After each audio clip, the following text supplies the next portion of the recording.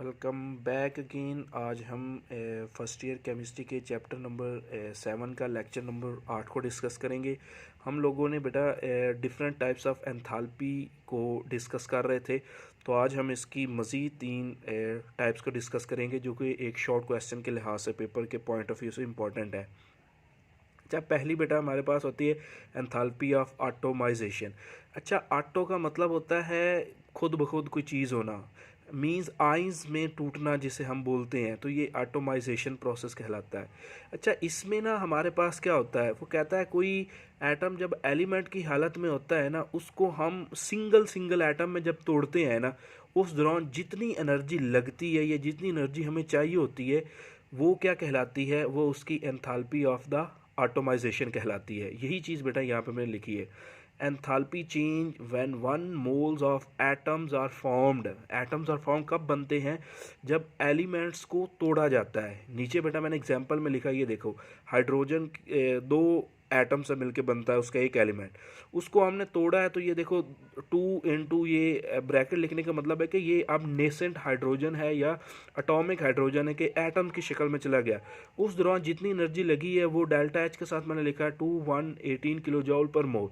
तो चूंकि इस दौरान एनर्जी देनी पड़ रही है, एनर्जी अब्जॉर्व हो आपके पास इसमें से जो क्या होगा बेटा, एनर्जी अब्जॉर्व हो रही है, इसलिए ये कौन सा प्रोसेस कहलाएगा, एंडोथर्मिक प्रोसेस कहलाएगा। जैसे कि लास्ट लेक्चर में मैं आपको बताया कि ये प्रोसेस याद रखिएगा, एमसीक्यूज में कई बार आ चुके हैं कि enthalpy of atomization, enthalpy of reaction, enthalpy of formation या एंथैल्पी ऑफ कंबस्शन, ये कौन से प्रोसेसेस हैं, एंडो या एक्सो। क्लियर। तो डेफिनेशन ये थी कि जब कोई चीज़ हमारे पास एलिमेंटल फॉर्म में होती है तो एलिमेंटल फॉर्म से टूट के किस में चली जाती है, वो बना देती है बेटा हमारे पास एटम्स की फॉर्म बना देती है।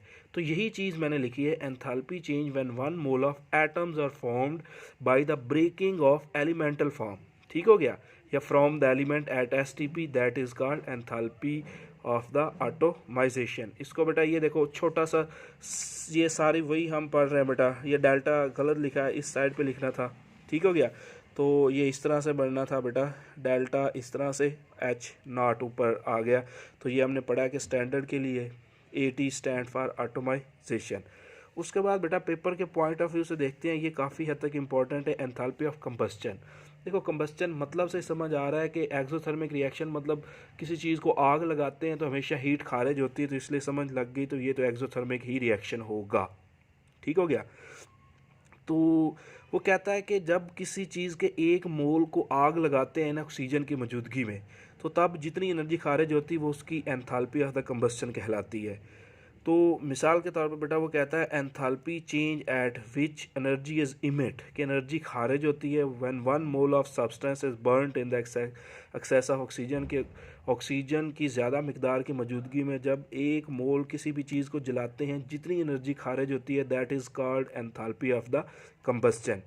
इसी तरह से बेटा ये डेल्टा एच हमारे पास है, सी स्टैंड फॉर कंबस्चन, ये एक्सोथर्मिक प्रोसेस है क्योंकि एनर्जी खारिज होती है।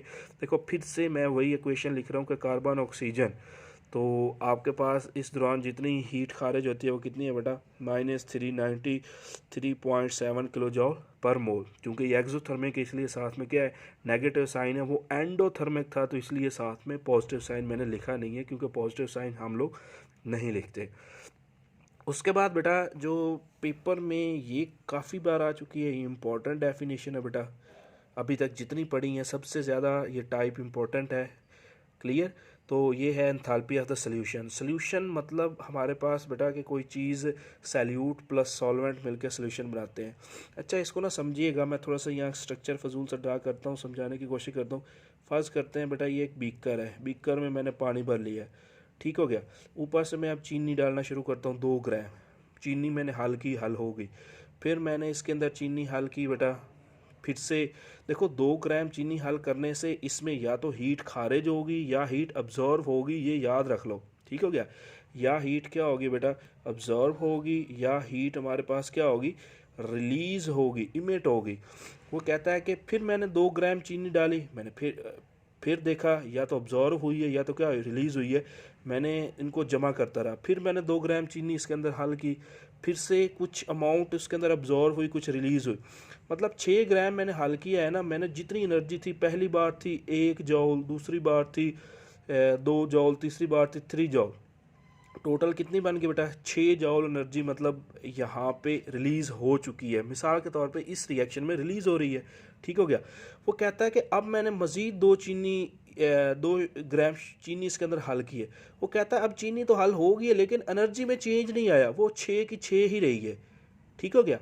वो कहता है अब हम इसको डिफ़ाइन करेंगे, अब हमें समझ आएगी। वो कहता है कि अब पानी की एबिलिटी या खसूसियत ख़त्म हो गई है मज़ीद इसमें से हीट खारिज करने की या हीट ऑब्जॉर्व करने की, तो जितनी उसकी काबिलियत थी, एबिलिटी थी, उसने उतनी उसको ऑब्जर्व कर ली, जितनी उसकी कैपेसिटी थी, तो वो उसकी बेटा एंथैल्पी ऑफ द सॉल्यूशन कहलाता है। और वो कितनी होगी 6 जूल होगी।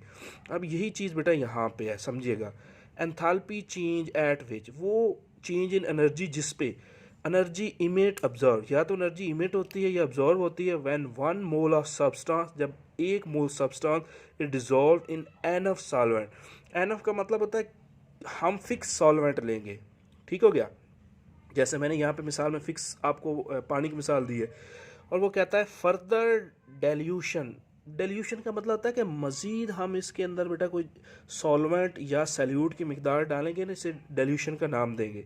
ठीक हो गया। वो कहता है कि मज़ीद अब इसमें कोई डेल्यूशन करेंगे, काज नो डिटेक्टेबल हीट चेंज, कि हमें पता चलता है कि मज़ीद इसके अंदर कोई भी हीट चेंज नहीं आ रहा, तो ये at S that is called enthalpy of the solution. ये उसकी क्या कहलाती है बेटा, एंथैल्पी ऑफ द सॉल्यूशन कहलाती है। ये रिप्रेजेंटेशन है बेटा, ये अभी मैंने आपको बताया इमिट भी हो सकता है, ऑब्जर्व भी कर सकता है। इसका मतलब ये एक्सो एंडो दोनों हो सकते हैं। नीचे एक एग्जांपल है बेटा, वो कहता है enthalpy of the solution of sodium carbonate Na2CO3 is -25 kilo जॉल पर मोल।